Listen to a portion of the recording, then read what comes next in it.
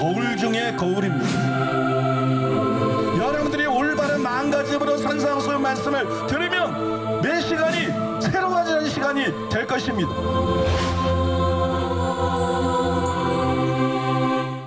하나님의 말씀 함께 보시겠습니다.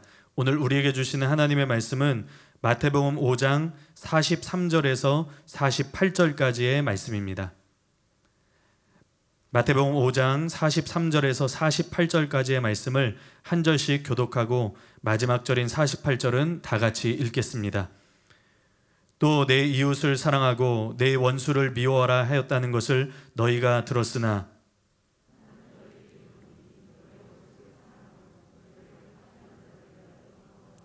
이같이 한즉 하늘에 계신 너희 아버지의 아들이 되리니 이는 하나님이 그 해를 악인과 선인에게 비추시며 비를 의로운 자와 불의한 자에게 내려주심이라.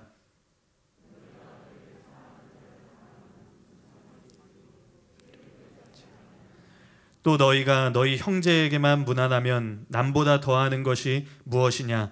이방인들도 이같이 아니하느냐? 다 같이 읽겠습니다. 그러므로 하늘에 계신 너희 아버지의 온전하심과 같이 너희도 온전하라. 아멘. 이제 담임 목사님께서 나오셔서 원수 사랑을 가능하게 하는 실제적인 비결들, 이런 제목으로 하나님의 말씀 선포해 주시겠습니다. 예, 오늘은 본문 말씀을 가지고 원수 사랑을 가능하게 하는 실제적인 비결들, 이런 제목으로 말씀을 나누겠습니다. 원수를 사랑해야 된다. 그 다음에 핍박자를 위해서 기도해야 된다. 이거 뭐 모르는 사람이 있나요? 어렸을 때부터 다 알고 있는 내용이고, 우리가 이제 굉장히 익숙한 내용인데, 문제는 이 말씀의 의미가 뭐냐? 그거는 아니죠. 원수 사랑하라는 말의 의미가 뭐냐? 박해자를 위해서 기도하라는 말의 의미가 뭐냐? 우리가 다 알고 있어요. 문제는 예수님이 우리에게 이렇게 명령하시는데 우리가 그대로 못한다는 거 아니에요? 그게 우리 마음에 갖고 있는 부담감이잖아요. 아주 소수의 사람을 제외하고 나는 예수님 말씀대로 정말 원수도 사랑하고 나는 예수님 말씀대로 정말 박해자를 위해서 기도하는 삶을 살고 있다. 이렇게 자신 있게 말할 수 있는 사람은 많지 않을 것 같아요. 대부분의 이 말씀 때문에 부담감을 느끼고 살 것 같아요. 아, 원수도 사랑하라 그러셨는데 이 원수를 도대체 어떻게 사랑하나? 사랑이 안 되는데. 박해자를 위해서 기도하라 그랬는데, 야, 이 박해자를 위해서 기도할 마음이 별로 안 생기는데, 삶 속에서 그게 잘 안 되는데, 예수님이 이렇게 명령하셨는데 어떻게 해야 되나? 이런 갈등들이 많을 거예요. 그래서 우리가 산상수훈을 설교하면서 그 말씀의 의미를 정확하게 파헤치는데 우리가 초점을 맞추고 설교를 많이 했는데요. 이 원수 사랑에 대한 설교를 준비할 때는 제가 다른 데 초점을 맞춰서 설교를 준비했어요. 어떻게 하면 이거를 아는 게 아니라 실제로 원수를 사랑하게 만들 수 있을까? 어떻게 하면 실제로 박해자를 위해서 기도하는 그런 사람이 되게 할 수 있을까? 여기에 주안점을 두고 그렇게 설교를 준비했고요. 지난 시간 말씀도 거기에 초점이 맞춰져 있고, 또 오늘 말씀은 더구나 거기에 초점이 맞춰져 있습니다. 그래서 그런 관점에서 여러분들이 설교를 들으시면 될 것 같아요. 우리가 예수님이 명령한 대로 원수를 사랑하고 박해자를 위해서 기도하는 자가 되려면 어떻게 해야 될까요? 그렇게 해야 된다는 건 아는데 도대체 어떻게 해야 우리가 실제로 그 말씀대로 살 수가 있을까요? 여러분 잘 아는 케네스 해긴 목사님은 당신의 원수를 사랑하라, 이런 제목의 설교에서 원수 사랑의 비결에 대해서 이렇게 썼습니다. 당신의 친구를 사랑하는 것은 쉽습니다. 그렇지 않습니까? 네, 그들은 너무 사랑스럽습니다. 하지만 원수는 사랑스럽지 않습니다. 원수는 사랑스럽게 행동하지 않습니다. 그들은 항상 사랑으로 당신을 대하지 않습니다. 그렇죠? 나는 너희에게 말하노니 너희 원수들을 사랑하고. 당신은 어떻게 그렇게 할 수 있습니까? 당신이 거듭나서 하나님의 사랑이 당신 안에 있지 않으면 당신은 그렇게 할 수 없습니다. 자연인은 그렇게 할 수 없습니다. 불가능합니다. 그러나 성경은 말씀합니다. 성령으로 말미암아 하나님의 사랑이 우리 마음에 부음바 됨이니 어떤 종류의 사랑입니까? 하나님과 같은 종류의 사랑입니다. 성경은 우리가 아직 하나님의 원수였을 때 그분께서 우리를 사랑하셨다고 말씀합니다. 그리고 하나님의 사랑이 우리 심령에 부어졌기 때문에 하나님께서 사랑하시는 것처럼 우리도 사랑할 수 있습니다. 그러므로 당신의 원수를 사랑하십시오. 여러분들이 케네스 해기 목사님 책 아마 많이 보셨을 텐데 그 해기 목사님 책 읽다 보면 이런 내용 굉장히 많이 나오죠. 자주 이런 내용이 나오는데 로마서 5장 5절입니다. 하나님의 성령으로 말미암아 하나님의 사랑이 우리 마음에 부은 바 됨이니. 해기 목사님 이 구절을 굉장히 자주 인용해요. 성령을 통해서 하나님의 사랑이 우리 마음에 부은 바 됐다. 그 말씀에 근거해서 해기 목사님 굉장히 논리적으로 얘기를 하셨어요. 우리가 어떻게 원수를 사랑할 수 있느냐. 거듭나지 않은 사람은 안 된다. 근데 거듭난 사람은 성령으로 말미암아 하나님의 사랑이 우리 마음에 부은 바 됐다. 하나님의 사랑, 하나님과 같은 사랑이 우리 마음에 부은 바 됐다. 그렇기 때문에 우리는 그 사랑을 가지고 원수도 사랑할 수 있다. 굉장히 논리적이에요. 그죠? 우리가 이 말씀을 딱 읽고 야, 하나님의 사랑이 우리 마음에 부은 바 됐으니까 우리가 원수도 사랑해야 돼. 할 수 있어. 그런 생각은 사실 별로 안 들어. 그게 안 느껴지니까. 그죠? 하나님의 원수까지도 사랑하시는데, 악한 자와 원수까지도 사랑하시는데 그 사랑이 우리 마음속에 부어졌다 그러는데 그게 느껴집니까? 안 느껴지죠. 그죠? 그게 느껴지면 쉽지 뭐 그냥 그 느껴지면 뭐 자연스럽게 원수를 사랑할 수 있겠죠. 그게 안 느껴지죠. 그러나 이 말씀 보니까 하나님의 사랑이 우리 마음에 부어졌대. 그러니까 우리가 그거를 원수를 사랑할 수 있겠구나. 그러면서 사랑하려고 애쓰죠. 그죠? 그걸 믿고 사랑하려고 애써. 그러면 잘 되나요? 그러면 그 말씀 읽고 난 다음에 우리는 원수 사랑에 대해서 문제가 없어야 되는데 그렇지는 않은 것 같아요. 뭐 실제로 이 말씀을 통해서 은혜를 받고 변화될 사람도 있어요. 진리가 완벽해야만 성령이 역사하는 건 아니기 때문에 사람 마음이 진실하고 중심으로 원하면 뭐 진리에서 좀 벗어나 있어도 하나님께서 역사하는 경우가 많아요. 복음을 정확하게 전해야만 거듭나는 게 아니라 막 구원파적인 복음을 전하는데도 거기서 막 거듭나는 사람들이 생기고, 그죠? 한 번 구원 영원한 구원이다 떠들어대는 설교를 듣고도 거기서 은혜 받고 또 거룩해지는 사람도 생기고 뭐 이러는 거 아니겠어요? 뭐 그런 정도죠. 그런 정도. 이게 절대적으로 도움이 되는 건 아니라는 거. 이게 어떤 진짜 원수까지 사랑할 수 있는 비결은 아니라는 거예요. 저는 이 말씀을 가지고 고민을 많이 했어요. 그 다음에 연구도 많이 했는데 정말 로마서 5장 5절이 그런 뜻인가? 한글로 읽으면 그런 뜻 같아. 성령으로 말미암아 하나님의 사랑이 우리 마음에 부어졌다니까 하나님의 사랑이 우리 마음에 부어졌구나. 우리 그렇게 읽잖아요. 그렇게 이해가 되잖아요. 근데 실제로는 이게 그런 의미가 아닙니다. 로마서 5장 5절은 5절에 나오는 하나님의 사랑이 우리 마음에 부어졌다. 이거는 하나님과 같은 사랑이 우리 마음에 부어졌다. 그런 뜻이 아니에요. 핵임 목사님이 이해하고 있는 그런 뜻이 아닙니다. 하나님과 같은 사랑이 우리 마음에 부어졌다는 게 아니고 우리에게 대한 하나님의 사랑이 우리가 인식하고 확신할 수 있도록 우리 마음에 부어졌다. 그런 뜻이.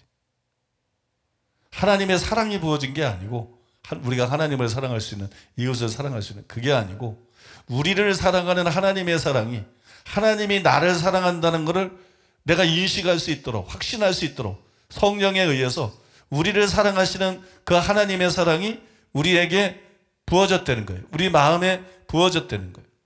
이게 실제로 그런 뜻이기 때문에 거의 대부분의 주석들이 그렇게 해석을 하고 있어요.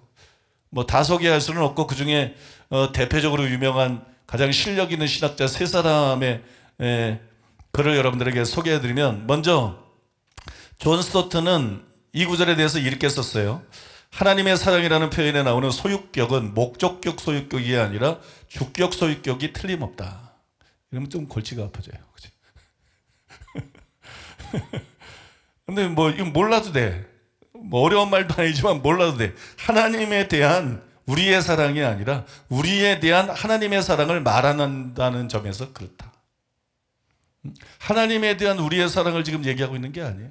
우리에 대한 하나님의 사랑을 얘기하고 있는 거예요. 성령이 하는 일은 하나님이 우리를 사랑하신다는 사실을 깊이 그리고 새롭게 알도록 하는 것이다 그랬어요. 또 더글라스 문은 이렇게 썼습니다. 그리스도인이 부끄러움을 당하지 않을 자신을 갖는 것은 우리에게 주신 성령으로 말미암아 하나님의 사랑이 우리 마음에 부음바 되었기 때문이다. 그 전절에 보면 그렇게 있잖아요. 우리의 소망이 부끄럽지 아니함은 성령으로 말미암아 하나님의 사랑이 우리 마음에 부음바 됩니다. 그리스도인이 자기가 가진 소망에 있어서 부끄러움을 당하지 않는 것. 예수님이 재림할 때 내가 궁극적인 구원을 받을 거라는 이 소망에서 부끄러움을 당하지 않는 것은 그건 뭐 때문이냐? 성령으로 말미암아 하나님의 사랑이 우리 마음에 부어졌기 때문에, 하나님이 우리를 사랑하시기 때문에. 로마서 8장에 나오는 거랑 비슷한 겁니다. 하나님의 사랑에서 우리를 끊을 수가 없다. 하나님이 우리를 사랑하시기 때문이다. 그럼 하나님이 우리를 사랑하시니까 우리의 궁극적인 구원은 확실한 건가? 우리의 소망은 절대로 좌절되지 않는 것인가? 뭐 그런 얘기를 하고 있는 건 아닙니다. 이 로마서 5장 9절과 10절을 이해할 수 있는 굉장히 중요한 이게 포인트인데요. 버림받는다, 버림받지 않는다 이런 얘기일 때는 우리가 해야 될 거를 얘기하는 거예요. 우리의 의무를 얘기하는 거예요. 두렵고 떨림으로 복종해야 된다.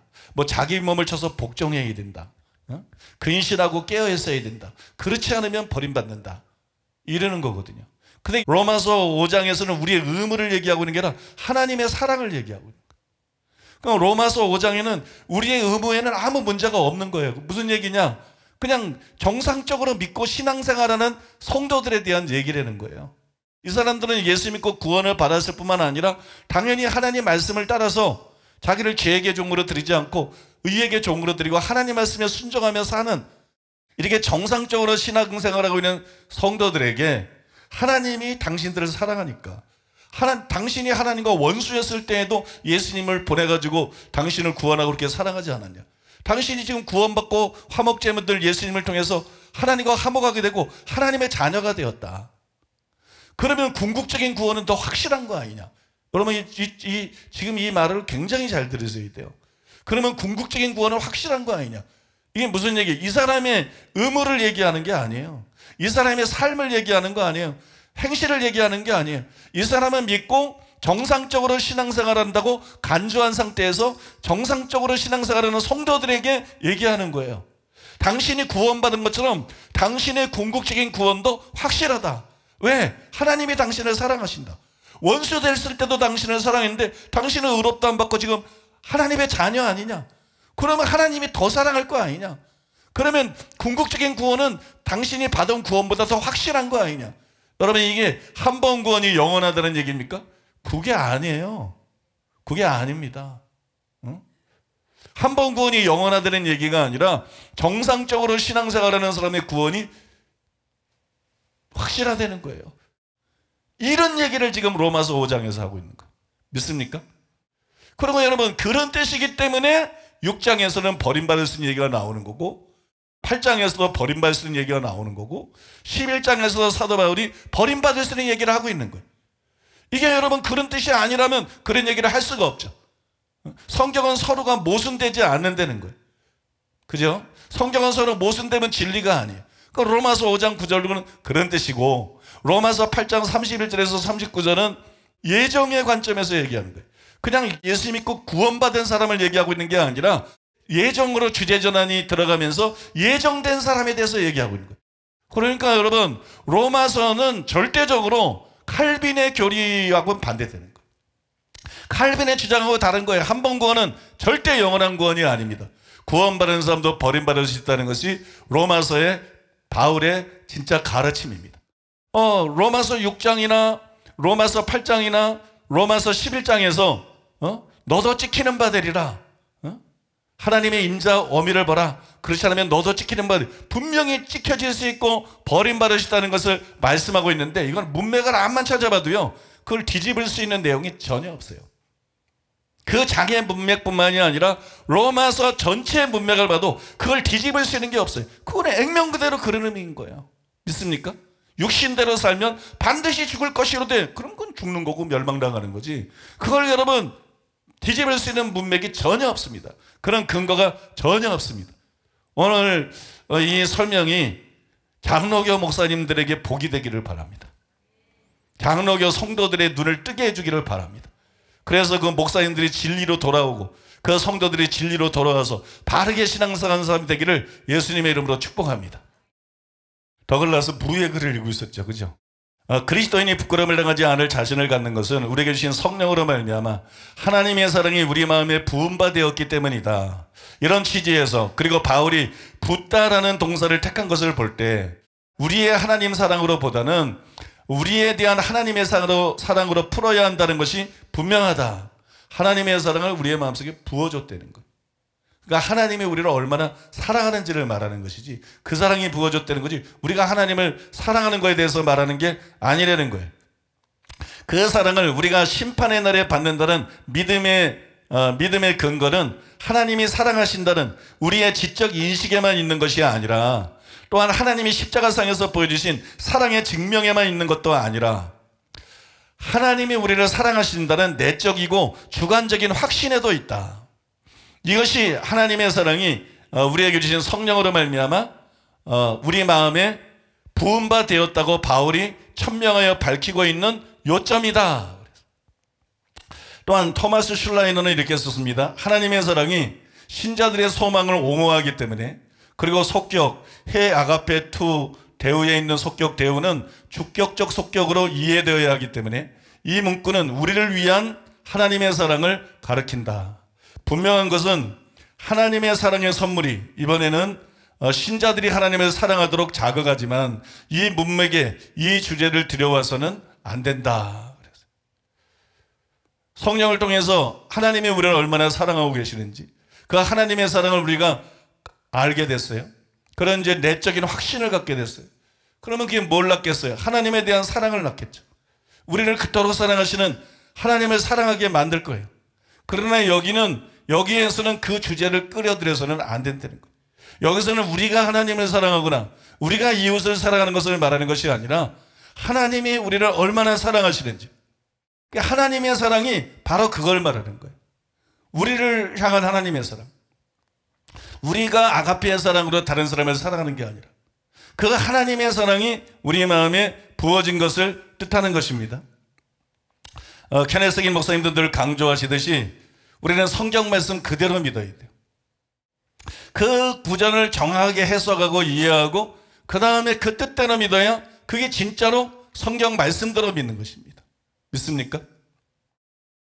그런데 이 구절은 이웃은 물론 원수도 능히 사랑할 수 있는 하나님의 사랑이 우리 마음에 부어졌다, 그런 뜻이 아니에요.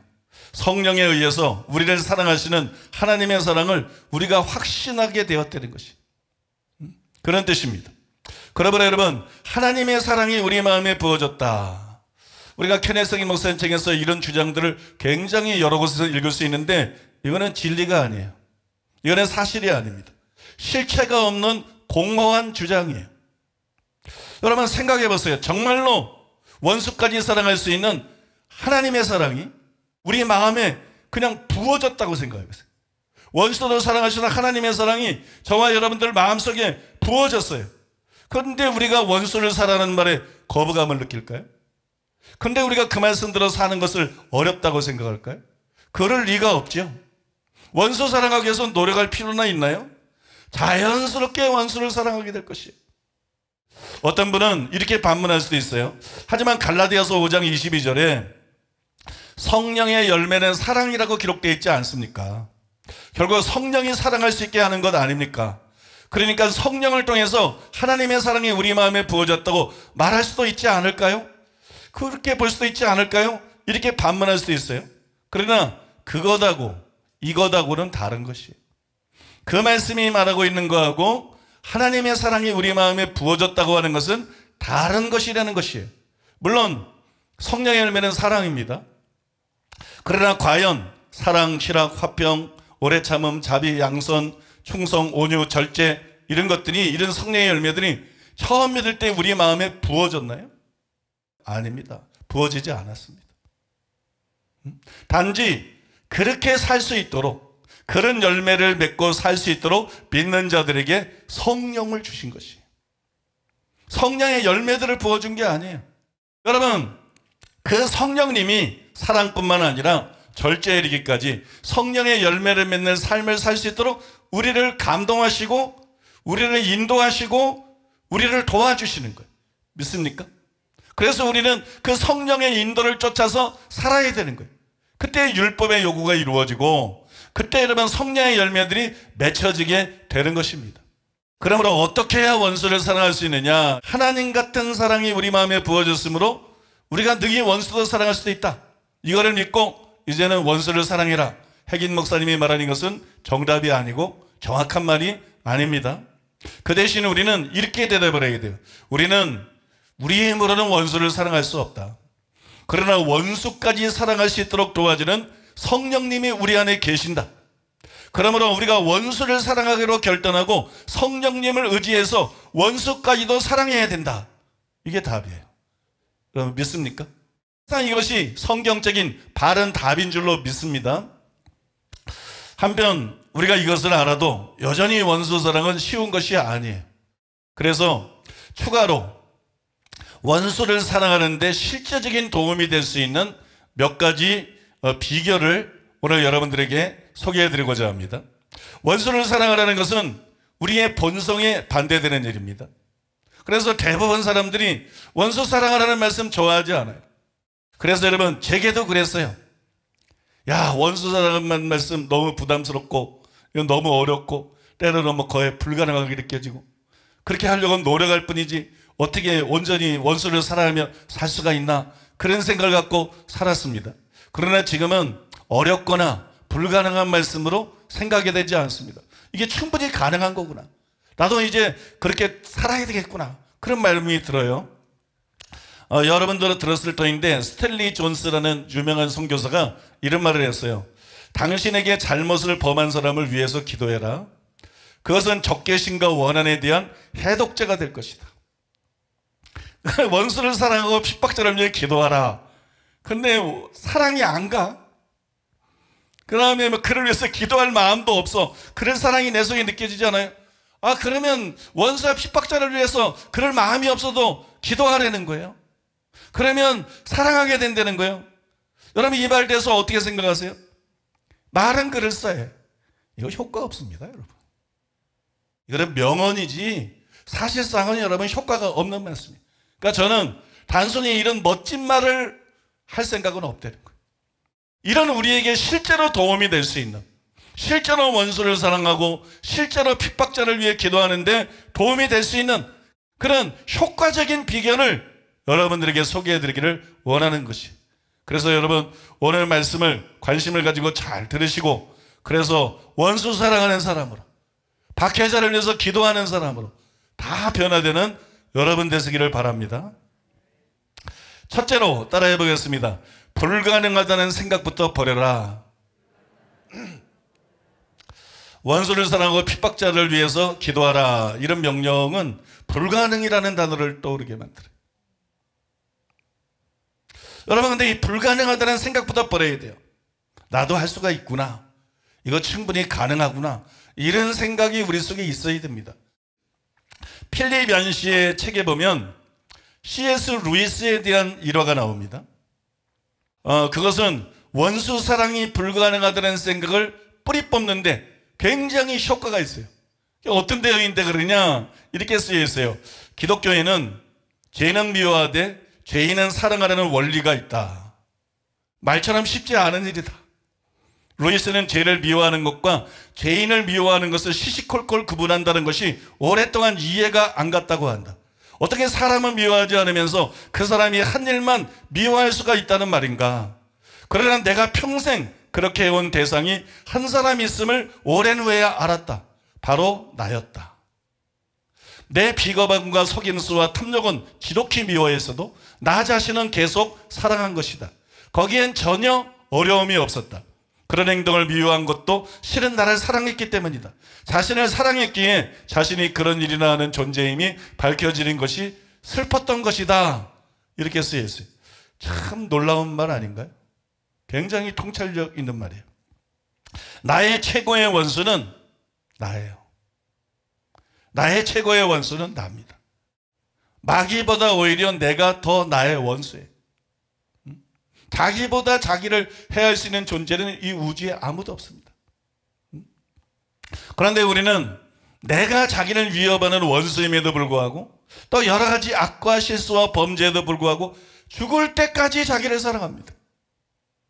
어떤 죄, 악, 실수, 범죄 이게 그 사랑을 변화시키지 못해. 죽을 때까지 자기를 사랑해요. 또 사람들은 자녀를 똑같은 방식으로 사랑하지 않나요? 여러분, 자녀가 부족하고 자녀가 죄에 빠지고 자녀가 악을 행한다고 미워할 수 있나요? 없어요. 없습니다. 자신뿐만이 아니라 자녀에 대해서도 죄는 미워하지만 그 사람은 사랑합니다. 죄인인데도, 악인인데도, 그죠?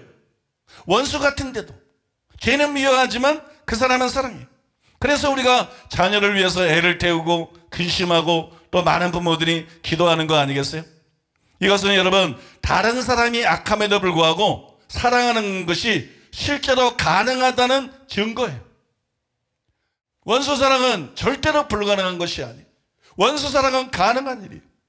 우리는 다 원수를 사랑하며 살고 있어요. 믿습니까? 자신에 대해서, 자녀들에 대해서, 자기가 특별히 아끼고 사랑하는 대상들에 대해서 우리는 전부 원수를 사랑하는 삶을 살고 있습니다. 불가능한 것이 아닙니다. 그래서 여러분, 불가능하다는 생각을 완전히 제거해 버리시기를 바랍니다. 우리는 원수를 사랑하고 핍박자를 위해 기도한 예수님을 본받아야 돼요. 스테반을 본받아야 됩니다. 또 찰스 핀이나 썬다승이나 케네스 해긴이나 윈 영재 등 원수와 핍박자를 사랑하는 사람들을 본받아야 돼요. 나아가서 우리는 자기 자신을 본받아야 돼요. 자기 자신을 본받아야 돼요. 왜냐하면 자신이 악함에도 불구하고 절대로 포기하지 않고 죽을 때까지 자기를 사랑하니까. 또 여러분, 자녀들이 바르게 행하든 선하게 하든 악하게 하든 죽을 때까지 자녀들은 사랑하니까. 우리는 원수 사랑에 있어서 자기 자신을 본받으면 됩니다. 예수님까지 본받을 필요도 없어. 자기 자신을 본받으면 돼요. 그 다음에 여러분, 그 사랑의 범위를 조금 넓히면 되는 것이, 그 지경을 좀 넓히면 되는 거예요. 대상을 좀 더 확대하면 얼마든지 원수를 사랑할 수 있을 줄로 믿습니다. 두 번째로 따라해 보겠습니다. 예수님의 명령을 정확하게 이해하라. 예수님은 우리에게 원수를 좋아하라 그렇게 말씀하지 않았어요. 원수를 사랑하라 말씀하셨습니다. 이것이 누가복음에 더 잘 나타나 있어요. 누가복음 6장 27절 28절에 보면, 그러나 너희 듣는 자에게 내가 이르노니 너희 원수를 사랑하며 너희를 미워하는 자를 선대하며 너희를 저주하는 자를 위하여 축복하며 너희를 모욕하는 자를 위하여 기도하라. 원수 사랑하라는 말의 의미가 더 선명하게 보이십니까? 먼저 예수님은 원수를 좋아하라 그렇게 말씀하지 않고 너희 원수를 사랑하며 이렇게 말씀했어요. 원수를 사랑하라고 하셨어요. 그 다음에 뭐라 그랬어요? 선대하며 축복하며 기도하라. 모든 뭐하고 관계가 있죠? 어떤 행동하고 관계가 있어요. 좋아하라는 거면 감정과 관계가 있는데, 원수를 사랑하라는 것도, 선대하라는 것도, 축복하라는 것도, 기도하라는 것도 전부 뭐하고 관계가 있느냐? 우리의 어떤 행동과 관계가 있는 명령들이에요. 그래서 여러분, 이것이 가능한 것이라는 것입니다. 좋아하는 것과 사랑하는 것은 같은 게 아니에요. 좋아하는 것과 사랑하는 것은 다른 것이에요. 그 차이를 로이드 존즈가 이렇게 설명했어요. 사랑하는 것과 좋아하는 것과의 차이. 주님은 내 원수를 좋아하라고 말하시지 않고 내 원수를 사랑하라고 하셨습니다. 좋아하는 것은 사랑하는 것보다 우리의 타고난 천성에 더 가깝습니다. 우리는 모든 사람을 좋아하라는 요구를 받고 있지 않습니다. 우리는 어느 누구나 좋아할 수는 없습니다. 하지만 사랑하라는 명령을 받을 수는 있습니다. 어느 누구에게 다른 사람을 좋아하라고 명령하는 것은 우스꽝스러운 일입니다. 좋아하는 것은 신체나 기질이나 기타 무수히 많은 것들에 의해서 좌우됩니다. 이런 것은 중요하지 않습니다. 중요한 것은 우리가 좋아하지 않는 사람을 위해 기도하는 일입니다. 이것은 좋아하는 것이 아니요 사랑하는 것입니다. 사람들은 이것에 걸림이 되어 왔습니다. 사랑하기는 하되 좋아하지 않는다는 것이 옳다는 말입니까? 라고 그들은 묻습니다. 저는 그렇다고 대답합니다. 하나님은 우리가 다른 사람을 사랑하며 우리가 그를 좋아하는 듯이 대우하라고 명하십니다. 사랑은 느낌이나 감정 이상의 것입니다. 신약 성경에서 사랑은 매우 실제적인 것입니다. 하나님을 사랑하는 것은 이것이니 우리가 그의 계명들을 지키는 것이라입니다. 사랑은 능동적인 것입니다. 그러므로 우리가 어떤 사람을 좋아하지 않더라도 그들을 좋아하는 듯이 대우하고 있는 한 그것으로 염려할 필요는 없습니다. 이것이 사랑입니다. 그리고 우리 주님이 어느 곳에서나 가르치고 계시는 것도 이것입니다. 우리는 신약 성경에서 이것의 영광스러운 신뢰들을 봅니다. 여러분은 누가 나의 이웃입니까? 라는 질문에 대답하여 말하신 선한 사마리아인의 비유를 기억하실 것입니다. 유대인들은 전통적으로 사마리아 사람들을 미워했으며 유대인들은 사마리아 사람들의 원수입니다. 하지만 그 유대인이 여리고와 예루살렘 길 사이에서 도적과 강도들에게 공격을 받았을 때 몇몇 유대인들이 옆으로 지나갔으나 그를 도와주지 않았습니다. 그러나 전통적으로 원수인 사마리아 사람은 길 건너편으로 가서 그를 돌봐주고 그에게 할 수 있는 모든 조치를 취했다고 주님은 말하셨습니다. 이것이 우리 이웃과 원수를 사랑하는 것입니다. 만약에 예수님이 우리에게 원수를 좋아하라 그랬으면 우리는 아무도 그 명령을 지킬 수가 없어요. 그러나 사랑하라고 하셨어요. 그래서 여러분 충분히 가능한 일이에요. 그러므로 원수가 비록 우리가 좋아할 수 있는 사람은 아닐지라도 그래도 여러분 낙심할 필요가 없습니다. 그들을 사랑하는 사람에게 대하듯이 선대하고 축복하고 기도하면 되는 것이에요. 그것이 주님이 우리에게 요구하시는 것이에요. 주님이 우리에게 불가능한 것을 요구하는 것이 아닙니다. 그것을 주님이 우리에게 요구하는 것이고 우리가 그런 삶을 살아갈 때 그 사랑도 행하면 행할수록 우리 속에서도 풍성해지고 더 잘하게 돼서 여러분 그들에 대해서 악한 감정들도 더 사라지게 되는 것이고 하나님이 사랑하는 것처럼 그들을 사랑할 수 있게도 되는 것입니다. 그래서 여러분 원수 사랑은 불가능한 것이 아니고 원수 사랑은 저와 여러분들이 결단만 하면 가능한 것이라는 것을 기억하시고 여러분 결단하고 원수를 사랑하고 핍박자를 위해 기도하는 저와 여러분 되시기를 바랍니다. 세 번째로 따라해 보겠습니다. 원수가 아니라 하나님 앞에서 살라.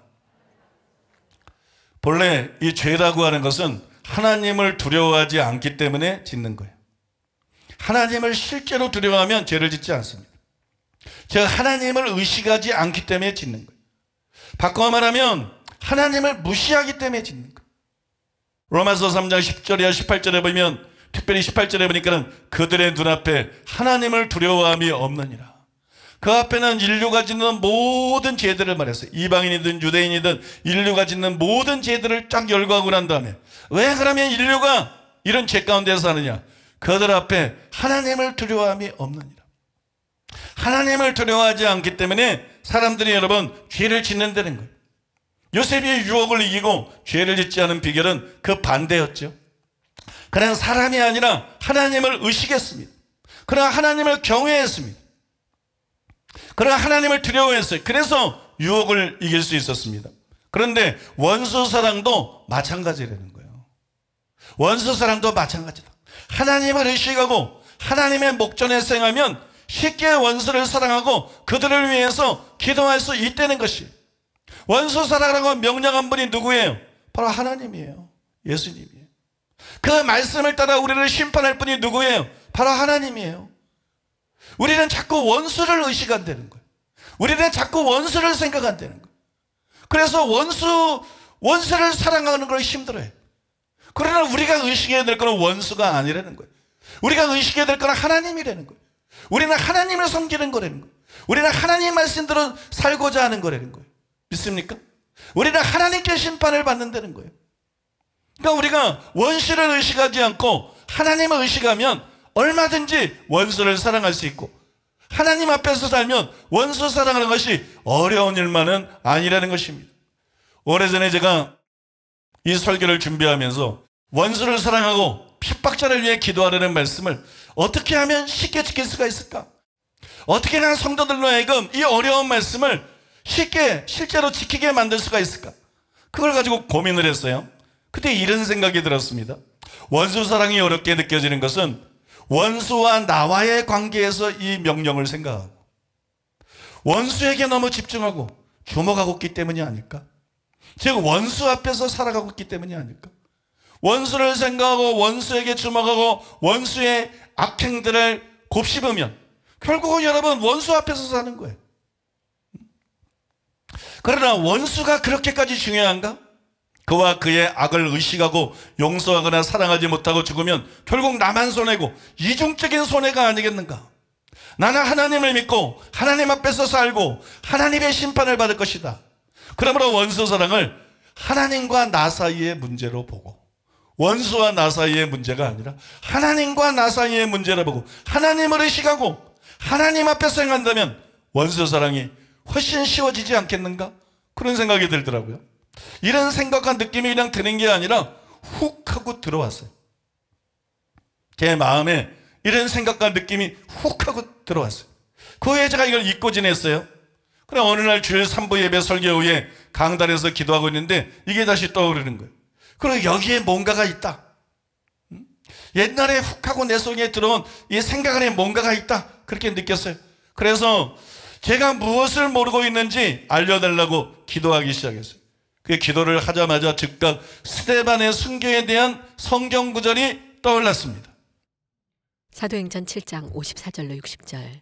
그들이 이 말을 듣고 마음에 찔려 그를 향하여 이를 갈거늘 스데반이 성령 충만하여 하늘을 우러러 주목하여 하나님의 영광과 및 예수께서 하나님 우편에 서신 것을 보고 말하되 보라 하늘이 열리고 인자가 하나님 우편에 서신 것을 보노라 한데 그들이 큰 소리를 지르며 귀를 막고 일제히 그에게 달려들어 성 밖으로 내치고 돌로 칠세. 증인들이 옷을 벗어 사울이라 하는 청년의 발 앞에 두니라. 그들이 돌로 스데반을 치니 스데반이 부르짖어 이르되 주 예수여 내 영혼을 받으시옵소서 하고 무릎을 꿇고 크게 불러 이르되 주여 이 죄를 그들에게 돌리지 마옵소서 이 말을 하고 자니라. 여러분 스데반은 순교할 때 원수들에 주목하지 않았어요. 하늘을 주목하고 예수님을 바라보았습니다. 시선을 원수에게서 예수님에게로 돌렸어요. 예수님을 바라봤어요. 예수님은 십자가 위에서 자신을 십자가에 못 박은 자들을 위해서 기도하신 분이에요. 그 예수님께 주목했어요. 그리고 예수님을 바라보고 스데반은 이렇게 기도하면서 숨을 거두었습니다. 주여 이 죄를 그들에게 돌리지 마옵소서. 제게 들어왔던 생각과 원리가 같지 않나요? 그러면 여러분 이제 원수는 잊어버리세요. 원수를 생각할 필요가 없어요.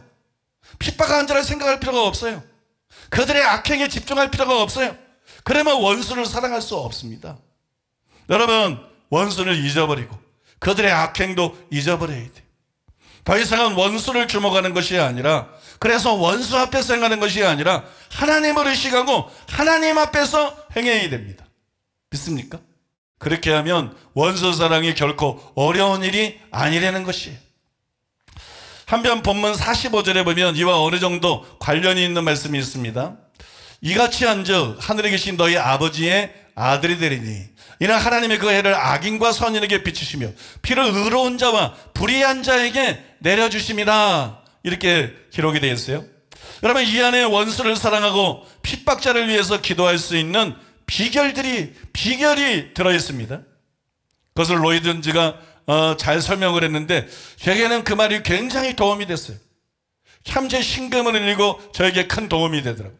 저는 여러분 그 글이 여러분들에게도 도움이 될 거라고 믿습니다. 그래서 제가 좀 읽어드리기를 원합니다. 이것은 무슨 뜻입니까? 45절의 의미는 필연코 우리는 그들이 우리에게 행하는 바에 따라 좌우되어서는 안 된다는 것입니다. 그들의 영향을 받으면 안 된다는 거예요. 그들과 그들의 상태에 대한 우리의 견해가 통제되고 지배를 받아야 하겠습니다. 주께서 선언하시는 원리는 이상과 같습니다. 악하고 더럽고 불의한 사람들이 있습니다. 그런데도 하나님께서 그들에게 비를 내리시며 그들 위해 해를 비치십니다. 그들의 수확은 선인의 수확과 같은 열매를 맺습니다. 그들은 생활에 어떤 이익을 얻으며 일반 은총을 체험합니다. 하나님은 기독교인 농부들의 노력만을 축복하시지 않습니다. 그렇습니다. 하나님은 동시에 불의한 자와 악한 자와 부정한 자의 노력도 축복하십니다. 이것은 하나의 공통된 체험입니다. 어째서 하나님은 이렇게 하십니까? 그 해답은 하나님께서는 그들의 신분이나 그들이 하나님께 하는 행동에 따라 그들을 취급하시지 않는다는 것입니다. 거기에 영향을 받지 않는다는 거예요. 경외감을 가지고 말씀드리거니와 그들에 대한 하나님의 태도를 지배하는 것은 무엇이겠습니까? 그 대답은 하나님이 절대 사심없는 사랑의 지배를 받으신다는 것입니다. 바꿔 말하면 하나님은 우리 속에 있는 그 무엇에 의존하지 않으십니다. 하나님이 세상을 이처럼 사랑하사 독생자를 주셨으니 이런 자를 믿는 자보다 멸망치 않고 영생을 얻게 하려 하심이니라. 무엇이 하나님으로 이렇게 하시게 했습니까? 우리나 세상 속에 어떤 정답거나 사랑스럽거나 아름다운 것 때문입니까? 사랑이신 하나님의 영원한 마음을 자극한 것이 있었던 것입니까? 아닙니다. 아무것도 없었습니다. 하나님을 움직인 것은 하나님의 영원하신 사랑이었으며 이외에 다른 것에 의해 움직이시지 않았습니다. 하나님의 사랑은 그 나름의 동작과 활동을 발생합니다. 하나님의 사랑은 철저한 비이기적인 사랑이었습니다. 이것은 매우 중대한 원리가 됩니다. 그 까닭인즉 주님에 의하면 우리 모두 이런 사랑을 가져야 하며 다른 사람들에게 이런 사랑을 나타내야 하기 때문입니다. 주께서 말하십니다. 너희는 이 점에서 하나님처럼 될 수 있다. 곧 너희가 다시는 사람들이 너희에게 행하는 것에 지배를 받지 않을 것이다. 너희 행위와 처신을 결정해 줄 것을 너희 속에 가지게 될 것이다 라고 말입니다. 하지만 우리가 우리 자신을 검토해 본다면 우리의 가장 비극적인 것 중에 하나는 우리의 생활이 다른 사람들과 그들이 우리에게 행하며 우리에 대해 생각하는 것에 너무 지배를 받고 있는 사실을 일거에 볼 수 있다는 점입니다. 여러분의 생활에서 어느 하루의 일을 회상해 보십시오. 여러분의 생각과 마음속에 떠오르는 불친절하고 잔인한 생각들을 생각해 보십시오. 무엇이 그것을 낳았습니까? 다른 사람입니다. 우리의 생각과 행동과 처신이 다른 사람들에게 얼마나 지배를 받고 있는 것입니까? 이것이 우리의 삶을 그토록 비참하게 만들고 있습니다. 여러분이 어떤 사람을 보게 되면 여러분의 마음은 혼란해집니다. 여러분이 그 사람을 보지 않았다면 그와 같이 느끼지 않았을 것입니다. 다른 사람이 여러분을 조종하고 있습니다.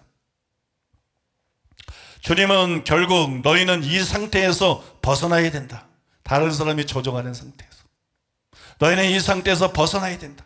너희의 사랑은 너희가 사람들의 말의 지배와 통제를 더 이상 받게 되지 않게 되어야 한다고 말하십니다. 여러분 참 공명이 되는 말 아닙니까? 참 공명이 되는 말 아닙니까? 왜 원수를 사랑하지 못하죠? 원수를 너무 많이 생각해. 왜 원수를 사랑하지 못하죠? 우리는 원수가 우리에게 향한 악행들에 꽂혀 있어. 원수들의 말과 원수들의 행동과 원수들의 악행에 우리는 너무 많이 영향을 받아. 그래서 원수 사랑하는 게 힘든 거 아닙니까? 왜 여러분 원수가 우리를 지배하게 내버려 둡니까? 왜 원수들이 우리를 다스리게 허용하게 합니까? 여러분 그래서 누구에게 이득이 되겠어요? 마귀만 좋아하게 되겠죠. 여러분 이제 우리는 원수를 잊어야 된다는 거예요. 원수들이 우리에게 행한 악도 잊어야 된다는 거예요. 그들에게 주목하지 말고 그들의 악에도 주목하지 말아야 된다는 거예요. 그래서 더 이상 그들이 우리를 지배하지 못하게 해야 된다는 거예요. 우리는 원수가 아니라 하나님의 은혜에 집중해야 되고, 우리는 원수가 아니라 하나님의 사랑에 집중해야 되고, 우리는 원수가 아니라 하나님의 말씀에 집중하고, 우리는 원수 앞에서가 아니라 하나님을 의식하고 하나님 앞에서 살아야 된다는 거예요. 그러면 여러분 원수 사랑이 결코 어려운 일이 아니라는 것입니다. 우리는 하나님의 자녀들이니까 하나님의 자녀의 삶을 여러분 살아가자는 것입니다. 믿습니까?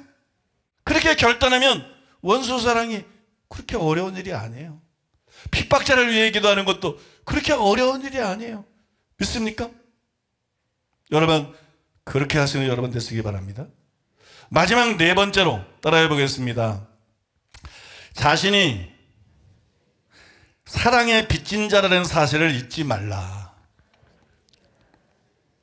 하루는 제가 기도하는데 이런 생각이 들었어요. 내가 바로 하나님의 원수였구나. 그 생각이 갑자기 강하게 들어오는 거예요. 내가 바로 하나님의 원수였구나. 저만 그런 거 아니죠? 여러분도 다 하나님의 원수였어요.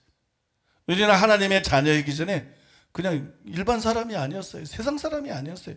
우리는 하나님의 자녀이기 전에 하나님의 철천지 원수였어요. 다. 우리는 원래 원수였어요. 우리가 원수였어요. 우리가 하나님의 원수였어요. 로마서 8장 7절 육신의 생각은 하나님의 원수가 되라니 이는 하나님의 법에 굴복지 아니할 뿐 아니라 할 수도 없습니다. 예수 믿고 거듭나기 전에 육신의 생각이 우리를 다스렸습니다. 그중에 뭐 도덕적인 사람도 있고 그중에 뭐 인격이 훌륭한 사람도 있지만 마음이 만불보다 부패하고 썩었어요. 속이 다 썩었어요. 서경과 바리새인 들어보니까 회칠한 당 같고 평토장한 무덤 같았던 것처럼 온 인류의 마음이 다 그랬어요. 만물보다 거짓되고 심히 부패한 것이 인간의 마음이다. 마음에서 온갖 악한 생각, 더러운 것이 올라와서 그 사람을 더럽힌다. 이게 인류의 실상 아닙니까, 여러분? 이게 여러분 전 인류의 실상입니다. 그게 우리였어요. 그게 바로 하나님의 원수입니다. 하나님의 원수. 육신의 생각 때문에 하나님의 원수. 우리는 하나님의 원수였어요. 골로새 1장 21절 전에 악한 행실로 멀리 떠나 마음으로 원수되었던 너희를 야고보서 4장 4절 간음한 여인들아 세상과 벗된 것이 하나님의 원수됨을 알지 못하냐. 그런지 너 이제 세상과 벗이 되고자 하는 자는 스스로 하나님과 원수되게 하느니라. 여러분 세상을 좋아했어요. 세상 것을 원했어요. 그죠? 돈, 명예, 권세, 세상의 성공을 위해 살았어요. 그게 다 하나님의 원수들이에요. 하나님은 그딴 것을 위해서 사람을 지은 것이 아닙니다. 사람은 동물이 아닙니다. 믿습니까? 사람은 여러분 하나님의 모양과 형상대로 지음 받았고 사람은 영원히 사는 존재로 지음을 받았기 때문에 사람은 천국을 바라봐야 됩니다. 사람은 하나님을 닮아야 됩니다. 사람은 하나님의 대리자로 지었기 때문에 하나님께 순종하고 하나님께 충성해야 됩니다.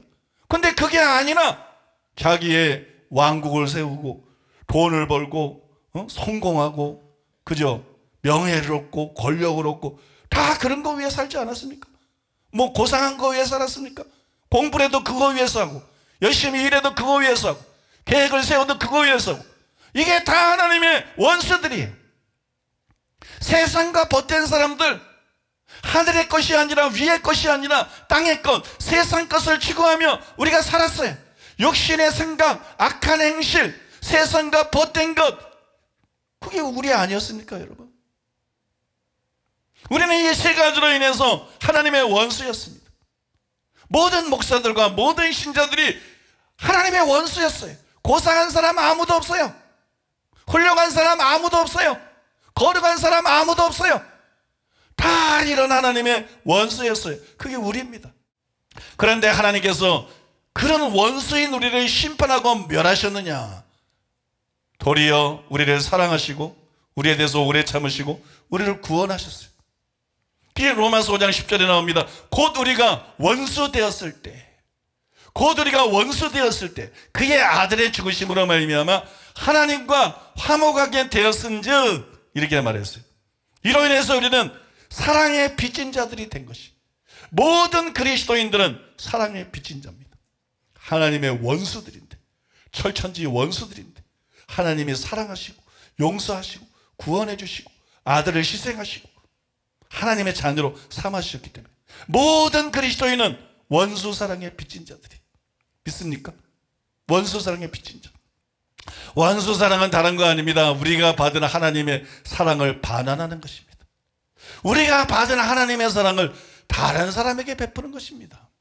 하나님의 원수였던 우리가 하나님께 받은 사랑을 우리의 원수들에게 베푸는 것입니다. 그러므로 여러분 원수 사랑은 대단한 선이 아닙니다. 대단한 선을 행하는 것이 아니라 빚을 갚는 것입니다.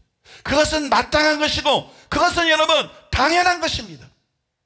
여러분 이런 깨달음이 있어야 되고 이런 인식의 변화가 있어야 돼요.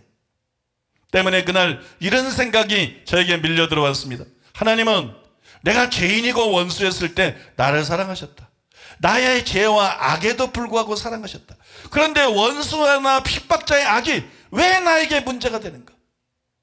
나의 죄나 악이 하나님께 문제가 되지 않았는데 그 거룩하신 하나님께 문제가 되지 않았는데 원수들의 악과 죄는 왜 나에게 문제가 되는가?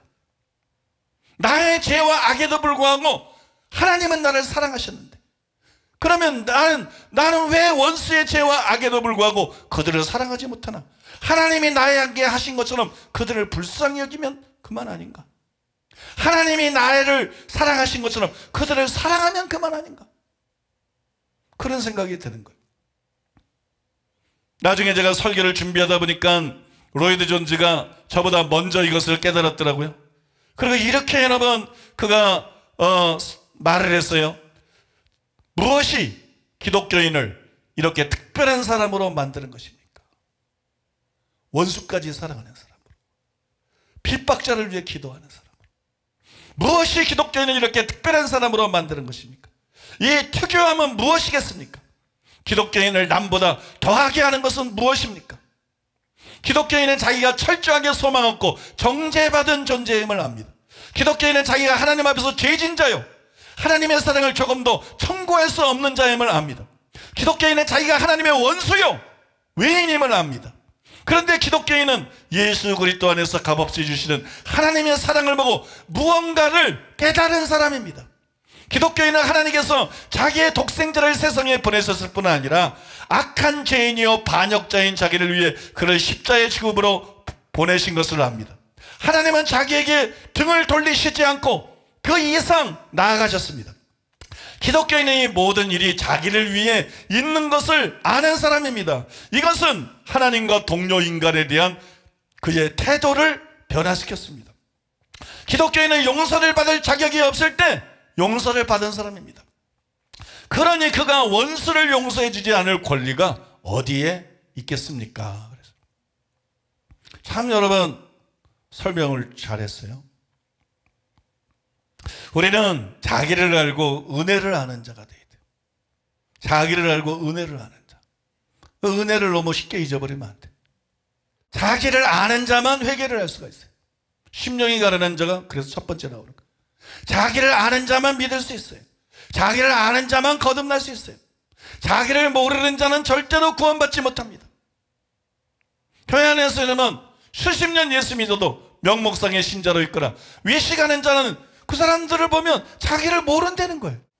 대화를 하는 거 보면 자기를 몰라요. 다른 사람은 그 사람이 어떤 사람인지 다 아는데 그 자신은 자기가 어떤 존재인지를 몰라요. 바리새인처럼 자기는 선하고 의롭고 경건하다고 생각해요. 그래서 회개하지 않고 지옥 가는 거예요. 목사도 장로도 권사도 집사도 이거 수두룩한 거예요. 제일 큰 은혜, 제일 첫 번째 은혜는 그 눈을 뜨게 해주는 거예요. 자기 실상을 보게 해주는 거예요. 그래서 심령이 가난하게 하는 거예요. 통회하게 하는 거예요. 믿습니까? 하나님 말씀 때문에 두려워 떨게 되는 거예요. 자기를 아니까. 자기를 아는 자가 회개하고 자기를 아는 자가 믿을 수 있어요. 자기를 아는 자가 구원받습니다. 예수님도 말씀하지 않았어요? 병든 자에게라 의원이 있을 때 있고 건강한 자는 의원이 있을 때 없다. 나는 의인을 부르러 온 것이 아니다. 죄인을 불러 회개시키러 왔노라. 그러니까 여러분 자기를 알아야 돼. 자기를 알고 은혜를 알아야 그래야 회개도 되는 거고 믿음도 갖게 되는 거고 거듭나는 거. 원수 사랑도 마찬가지다. 원수 사랑도 자기를 아는 데서 시작하는 거예요. 믿습니까? 자기를 알아야 원수를 사랑할 수 있는 거예요. 하나님의 은혜를 알아야 원수도 사랑할 수 있는 거예요. 여러분 생각해 보세요. 왜 10만 달란트 빚진 자의 비유에 나오는 종은 자기에게 고작 100데나리온 빚진 자를 용서하고 사랑할 수 없었을까요?